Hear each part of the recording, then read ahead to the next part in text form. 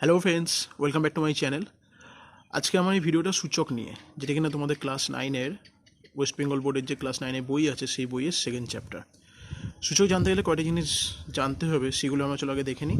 দেখো, যদি এম অখণ্ড ধনসংখ্যা হয় তবে এ টু দি পাওয়ার এন, যেটা কিনা আমার এখানে লেখা আছে a to the power n equal to a into dot m সংখ্যক উৎপাদক পর্যন্ত। তার মানে এটা আমাদের ঠিক অনেকেরই কাছে আশা করি হয়তো বোঝা গেল না, অনেকে আশা করি তোমরা বুঝতে পারো নি। চলো আমি এই জিনিসটা তোমাদেরকে ডিটেলসে বোঝাই। দেখো, যদি আমরা সাপোজ মনে করো এখানে একটা ভ্যালু নিয়েছি আমি এক্স, এটা একটা মনে করো একটা নাম্বার, ঠিক আছে, সংখ্যা। এবার এই এক্সটা মনে করো আমার এখানটাতে আছে 1 2 3 4 5, ঠিক আছে, পাঁচখানা এক্স আছে। আমি এইটাকে সমান সমান কীভাবে লিখতে পারি, আমরা জানি এক্স টু দি পাওয়ার 5, কিন্তু এই 5টা কীভাবে আসছে সেটাই আমাদেরকে অ্যাকচুয়ালি সূচকের মাধ্যমে আমরা আরও ভালোভাবে জানতে পারবো। আশা করি তোমরা এরকম ধরনের গুণ নিশ্চয়ই আগে করেছো, ক্লাস 7-8-এ অনেকবারই ছিল এরকম টাইপের মানে প্রবলেম ছিল, তো সেগুলো তোমরা নিশ্চয়ই ভালোভাবে এইভাবেই করেছো। কিন্তু কি এই যে এক্স টু দি পাওয়ার 5 যে লিখলাম, এদের এই যে 5-এর প্লেসটাকে কী বলে না বলে সেটা আমরা যা দেখবো, আরও ডিটেলস জিনিসটা শিখবো। দেখো, তো এই যে 5টা যেখানটাতে লিখেছি, মানে আমরা কী করবো, কীভাবে লিখেছি, একটা এক্স লিখেছি, তার মাথায় 5 লিখেছি, রাইট। তো এই যে এক্সটাকে বড় করে 5টাকে একটু ছোটো করে কেন লিখেছি, কারণ এটা হচ্ছে গিয়ে মেন নাম্বার, এটাকে আমরা বলি কি মেন নাম্বার, আর এটাকে বলি কি আমরা পাওয়ার পজিশন, ঠিক আছে। তো এটাকে বলি আমরা পাওয়ার পজিশন, আর এটা হচ্ছে কি মেন নাম্বার। তো মেন নাম্বারের ওপরের ডান দিকে ছোট্ট করে যে সংখ্যাটাকে লিখি সেটাকেই বলি আমরা সেই মেন নাম্বারের পাওয়ার। পাওয়ার জিনিসটা কি, তাহলে আমরা দেখলাম যে যতবার সেই মেন নাম্বারটা মানে কি বলবো, যতবার সেই মেন নাম্বারটা মাল্টিপল হবে ওই মেন নাম্বারের সাথে, সেই নাম্বারটাকেই বলা হয় পাওয়ার পজিশন নাম্বার বা টু দি পাওয়ার নাম্বার। আশা করি তোমরা বুঝতে পেরেছো। তো এখানেতে দেখো এক্স কতবার আছে, আমি আরেকবার বলে দিচ্ছি, এখানে কতবার আছে এক্স, 1 2 3 4 5, তো সেই রিগার্ডিং আমি এখানে লিখেছি এক্স টু দি পাওয়ার 5, ঠিক আছে। এবার ব্যাপারটা হচ্ছে যে এখানে এক্সটা হচ্ছে কি মেন নাম্বার, আর টু দি পাওয়ার মানে এই যে 5টা হচ্ছে কি 5-এর প্লেসটা, মানে 5টা যে জায়গাটাতে বসিয়েছি সেই জায়গাটাকে পার্টিকুলার বলা হয় পাওয়ার পজিশন অফ এক্স, ঠিক আছে। তো সেই রিগার্ডিং আমরা তাহলে এইটাকে টোটালটাকে বলি আমরা এইভাবে যে এক্স টু দি পাওয়ার 5, ঠিক আছে। বা তোমরা দেখো বেসিক্যালি আমাদের এইভাবে বলে বলে অভ্যাস, x to the power 5, x to the power 2, x to the power 3, x to the power 4, x to the power 10, এরকমভাবেই আমরা অ্যাকচুয়ালি বলে থাকি, ঠিক আছে। আশা করি তোমাদের এবার কনসেপ্টটা বোঝা গেছে, এই কনসেপ্টটা। চলো তাহলে দেখা যাক কী বলেছে এবার বইতে। দেখো, এবার যেটা বলছে তাহলে এই যে a to the power m, a to the power n, এটা সরি এখানে এম হবে, ঠিক আছে। যাই হোক, দেখো এটার মানে কি বলতে চাইছে অ্যাকচুয়ালি, এখানে তার মানে এটা আছে এম নাম্বার অফ, মানে এখানে এটা আছে এমখানা, ঠিক আছে। এখানে যদি 4 থাকতো তাহলে বলতাম আমরা এইটা আছে এখানে 4খানা, ঠিক আছে। এখানটাতে একে বলা হয় নিধান বা বেস। আমি ওটা তোমাদের বোঝানোর জন্য বলেছিলাম, কিন্তু আমি তোমাদেরকে আগেই বলেছিলাম যে সূচকে আমরা পার্টিকুলার প্লেস সম্বন্ধে জানবো, পার্টিকুলার পজিশন সম্বন্ধে জানবো প্রত্যেকটা ইন্ডিভিজুয়াল নাম্বারে। তো দেখো আমি আগে যেখানে বলেছিলাম এটা কি মেন নাম্বার, তো আমরা এটাকে এখন বলবো বেস, বা বাংলাতে যেটাকে বলে নিধান, ঠিক আছে। তো এখানটাতে সেটাই বলেছে। আর এমকে বলবো মানে এই যে পাওয়ার পজিশন অফ এক্সটাকে বলবো, এই প্লেসটাকে কি বলবো আমরা শক্তি সূচক বা ইন্ডেক্স অফ দ্য পাওয়ার, ঠিক আছে।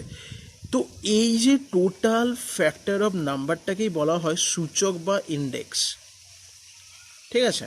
এবার দেখো উদাহরণস্বরূপ যেটা আমি তোমাদেরকে তখন কিছুক্ষণ আগে বোঝালাম যে 5খানা এক্স নিয়ে, এখানে সেরকমই দেখিয়েছে যে 2 টু দি পাওয়ার 5 আছে, তার মানে 5খানা 2 নিয়ে এখানটাতে মানে করে দেখিয়েছে, ঠিক আছে।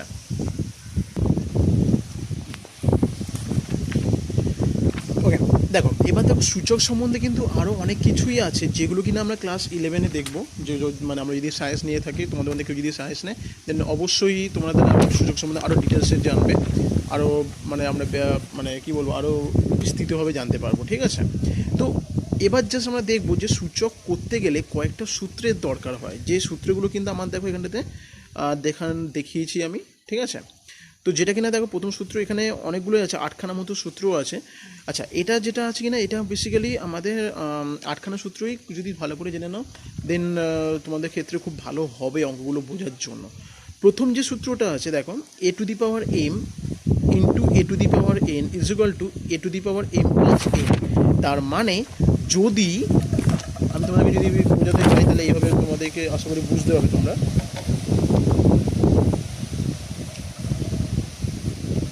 মনে করো এখানে 2 টু দি পাওয়ার 3 আছে ইন্টু 2 টু দি পাওয়ার 4। তার মানে দেখো নিধান মানে বেসের যে নাম্বার দুটো সে দুটো সেম আছে। আমরা একটু কী দেখলাম যে সূত্রটা তোমার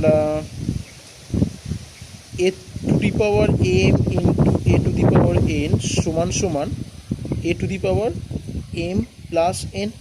তার মানে তাহলে এখানে কত হবে, 2 টু দি পাওয়ার 3 প্লাস 4 সমান সমান 2 টু দি পাওয়ার 7, তাই তো? তার মানে আমাদের যদি বেসের নাম্বারগুলো যদি সেম থাকে, বেস নাম্বারগুলো যদি সেম থাকে, পাওয়ারের নাম্বারগুলো যদি ডিফারেন্ট থাকে, দেন আমাদের কী করতে হবে, পাওয়ার নাম্বারগুলোকে যোগ করতে হবে। কখন? সেটা গুণের ক্ষেত্রে।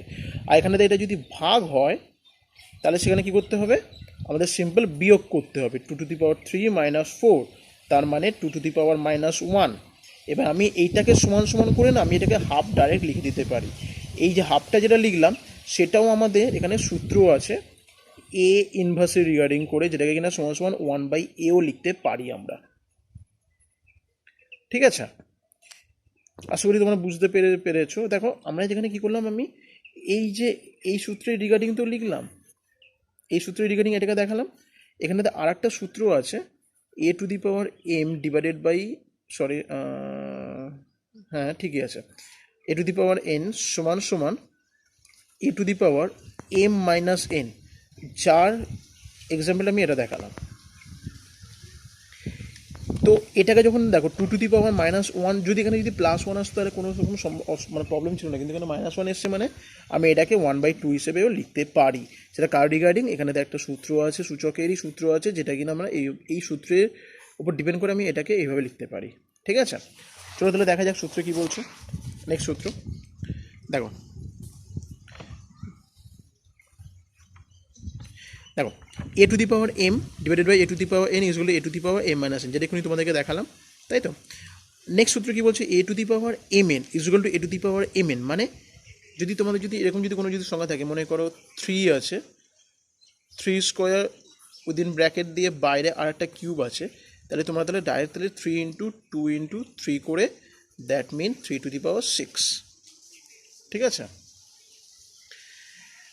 নেক্সট কী বলছে 3 নাম্বার 4-এ দেখো এ টু দি পাওয়ার 0, মানে যত a to the power 0 is equal to 1, মানে তোমাদের যতবারই এখানটাতে যাই যত বড়ই সংখ্যা হোক না কেন, মনে করো এখানটাতে আছে 523 টু দি পাওয়ার 0, তুমি এটাকে ডাইরেক্টলি 1 লিখে দিতে পারো, কোনো অসুবিধা নেই, কারণ এটা আমাদের সূচকের সূত্র অনুসারে আমরা এটাকে লিখতে পারি এভাবে। ঠিক আছে, নেক্সট দেখো কী বলছে সূত্রটা, a to the power minus n, যেটা তোমাদেরকে এক্ষুনি দেখালাম। দেখো a to the power minus n সমান সমান 1/a two the power N. তো আমরা এখানে কত বেরিয়েছিল দেখো, 2 to the power minus 1, then 1/2 to the power 1 লিখতে পারতে, কোনো অসুবিধা নেই, আর লেখা না লেখা দুটোই সমান, তো সেই জন্য আমি একই লিখিনি। ঠিক আছে, তো এটাও লিখে দাও, কোনো অসুবিধা নেই। ক্লিয়ার? দেখো তাহলে যেটা এখানে আমি তোমাদেরকে তখন ওখানে সূত্র যেটা বলেছিল কি, a to the power minus n সমান সমান 1/a two the power N. তো এইটার রিগার্ডিং আমি এটাকে লিখতে পারি, হ্যাঁ কি না? দেখো বেসিক্যালি কী আছে, 2 টু দি পাওয়ার মাইনাস 1 আছে, আমি এটাকে লিখেছি 1/2 টু দি পাওয়ার 1। এখানে লেখা না লেখা কোনো অসুবিধা নেই। তার মানে তুমি এটাকে তাহলে আমি এটাকে যদি দেখাতে যাই, তোমরা তাহলে এটাকে এইভাবে লিখতে পারো যে 2 টু দি পাওয়ার যদি -3 থাকে, তাহলে আমি এটাকে 1/2 কিউব লিখব, দ্যাট মিন আমার অ্যান্সার হবে 1/8।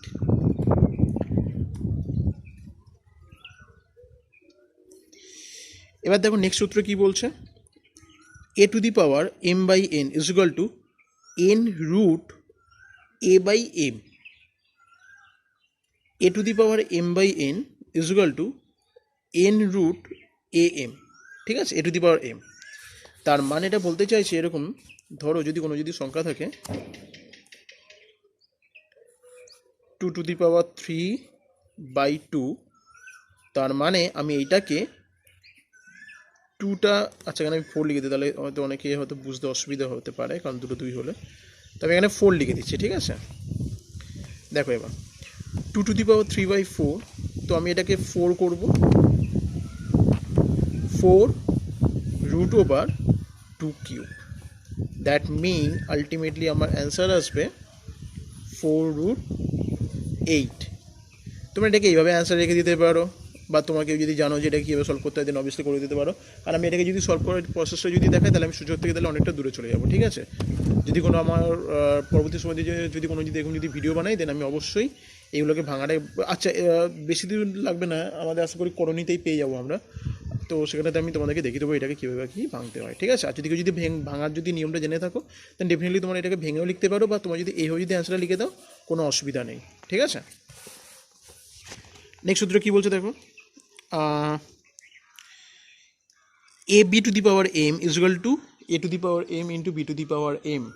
হয়তো তোমাদের বন্ধুরা আরেকটা জিনিস তোমাদেরকে বলে দিই, যে হয়তো তোমাদের এতগুলো সূত্র হয়তো নাও থাকতে পারে বইতে, তো তার জন্য কোনো কিছু প্রবলেম না। তোমরা যদি সব করাই যে 10টাই সূত্র যদি জেনে রাখো, দেন তোমাদের পক্ষে সেটা ভালোভাবে আরও ভালোভাবে তোমরা অঙ্কগুলোকে মানে কী বলবো সলভ করতে পারবে, ঠিক আছে। যখন আমি সলভ করাটা দেখাবো অঙ্কগুলো, তখন তোমাদের আরও ভালোভাবে বুঝতে সুবিধা হবে, ওকে। দেখো তাহলে কী বলছে, ab⁴m = a⁴m × b⁴m। মাথায় রাখতে হবে একটা জিনিস, যখন কিনা মানে এই যে ab মানে কি, বেস দুটো সম্পূর্ণ আলাদা বেস, তাতে কোনো রকমের অসুবিধা নেই, ঠিক আছে। বেস দুটো সম্পূর্ণ আলাদা বেস আছে, কিন্তু সেই দুটো বেসকে আমি ইন্ডিভিজুয়ালি আলাদাভাবে এইভাবে লিখতে পারি। তার মানে যদি বলো, তাহলে আমি তাহলে দেখাতে পারি যে এইভাবে বেসিক্যালি জিনিসটা হবে। মানে মনে করো এখানটাতে একটা জিনিস তোমাদেরকে বলে দিই, দেখো মনে করো এখানটাতে আছে 12 12^2, তো আমরা 12 স্কোয়ার জানি 144, তোমরা এটাকে ইজিলি বার করে দিতে পারো। কিন্তু যদি আমরা যদি দেখো এই সূত্রটা যদি এই সংখ্যাতে যদি প্রয়োগ করি, তাহলে দাঁড়াও 1 সেকেন্ড, তো আমরা এটাকে যদি এইভাবে যদি প্রয়োগ করি, দেন 1 স্কোয়ার, দেখো আমরা যদি এখানে যদি ওই যে সূচকের সূত্র অনুসারে যদি লিখি, তাহলে 1 স্কোয়ার = 2 স্কোয়ার, দেন কত হচ্ছে 1 গুণ 4, দ্যাট মিন 4 অ্যান্সার। বাট এটাতে কি আদৌ কি এরকম অ্যান্সার বেরোবে? না, এটা তার মানে ভুল আছে। কিন্তু একটা জিনিস বলে দিই তোমাদেরকে, এই যে সূত্রটা দেখলাম আমরা, যে ab⁴m = a⁴m গুণ b⁴m, ঠিক আছে। এই সূত্রটা শুধুমাত্র ফর ক্যারেক্টার নাম্বারের রিগার্ডিংই এটা প্রযোজ্য হয়, বুঝতে পারলাম না কিনা। মনে করো তাহলে এই যে মনে করো এরকম এইগুলো যেহেতু ক্যারেক্টার নাম্বার আমরা জানি, মানে এ থেকে জেড পর্যন্ত যে নাম্বারগুলো থাকে সেগুলোকে আমরা বলে থাকি ক্যারেক্টার নাম্বার, ওকে। তো সেই রিগার্ডিং ab যে ক্যারেক্টার নাম্বার ab⁴m আছে না, তো সেটাকে আমি ইন্ডিভিজুয়ালি আলাদাভাবে মেনশন করতে পারি, ঠিক আছে। তারপরটা যেটা দেখো, এবার যদি এটা যদি ডিভাইডেড আকারে থাকে, মনে করো a/b⁴m, তাহলে আমি এটাকে এইভাবে লিখতে পারি a⁴m/b⁴m, কোনো প্রবলেম নেই। এটাও কিন্তু তোমার ক্যারেক্টার, এইটা কিন্তু both character plus normal number, it doesn't matter, শুধুমাত্র অনলি ফর এই সূত্রটাই তোমার ফর ক্যারেক্টার হয়। আশা করি মনে রাখবে তোমরা। ab⁴m = a⁴m × b⁴m, এইটা শুধুমাত্র ক্যারেক্টারের জন্যই এই সূত্রটা প্রযোজ্য হয়, নাম্বারের জন্য কোনোভাবে এই সূত্রটা প্রযোজ্য হয় না। কেন হয় না আমি সেটা এখানে প্রমাণ করে দেখিয়ে দিয়েছি, ঠিক আছে। আচ্ছা, পরবর্তী যেটা সূত্র আছে দেখো, বলছে কি যে a⁴m = b⁴m, মানে যখন আমরা যে ইকুয়েশনে যখন সলভ করি না, তখন আমাদের সমান চিহ্নের এপারে ওপারে কয়েকটা টার্মস থাকে না, তো সেই টার্মের রিগার্ডিং যদি সমান চিহ্নের এপারে আর ওপারে সংখ্যা আলাদা, পাওয়ারগুলো যদি একই থাকে, তাহলে আমরা ডাইরেক্ট সেই সংখ্যা দুটোকে আলাদাভাবে লিখে দিতে পারি, বুঝতে পারলে না? তো দেখো মানে মনে করো 2³ = 3³ আছে না, সাপোজ মনে করো এটা এরকম তো আছে, ঠিক আছে। দেন তুমি ডাইরেক্টলি 2 = 3 লিখে দিতে পারো, ঠিক আছে। ঠিক তারপরে সূত্রটা এরকম বলেছে যে মনে করো যদি এরকম থাকে যে 3 স্কোয়ার সমান সমান, দাঁড়াও এক সেকেন্ড, 3 স্কোয়ার সমান সমান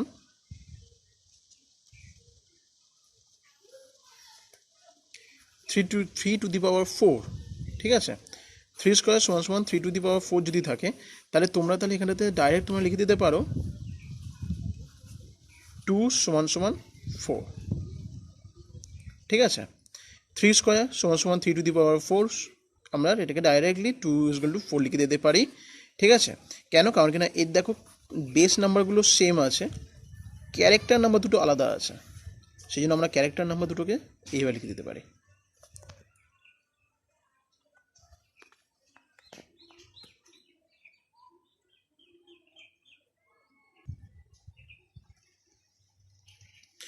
তো এই হচ্ছে আমাদের টোটাল সূচকের সূত্রাবলী, ঠিক আছে। তো তোমরা চাইলে স্ক্রিনটাকে পজ করে সূত্রগুলো কোনো একটা কপিতে করে নিতে পারো, লিখে নিতে পারো, বা তোমাদের নিজেদের যে অঙ্ক বই আছে ক্লাস 9-এ সেখানেও তোমরা পেয়ে যাবে।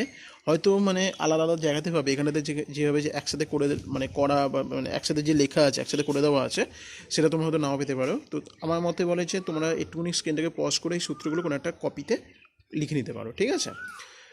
চলো তাহলে আমরা অঙ্ক চ্যাপ্টারে ঢোকা যাক, ঠিক আছে।